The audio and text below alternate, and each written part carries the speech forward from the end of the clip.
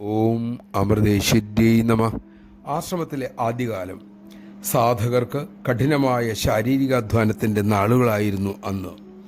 സേവയ്ക്ക് ശേഷം എന്നും അമ്മയുടെ പുറകിലിരിക്കുന്ന ഒരു വിദേശ സാധക ഉണ്ടായിരുന്നു. ഒരു ദിവസം അമ്മ പെട്ടെന്ന് തിരിഞ്ഞു നോക്കി അവരോട് തിരക്കി, മോളെന്താ എപ്പോഴും അമ്മയുടെ പുറകിൽ തന്നെ ഇരിക്കുന്നത്?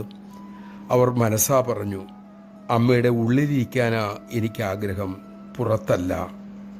ഉടൻ അമ്മ അടുത്തിരുന്നൊരു ഭക്തനോട് ഒരു കഥ പറഞ്ഞു. അമ്മ പോയ ശേഷം അദ്ദേഹം അവർക്കത് ഇംഗ്ലീഷിൽ പറഞ്ഞു കൊടുത്തു. രാധാദേവിയുടെ തപസ്സും അങ്ങനെ ശ്രീരാധ തൻ്റെ ഉള്ളിൽ തന്നെയാണ് കൃഷ്ണൻ എന്ന് തിരിച്ചറിഞ്ഞതുമായിരുന്നു ആ കഥയുടെ സാരം.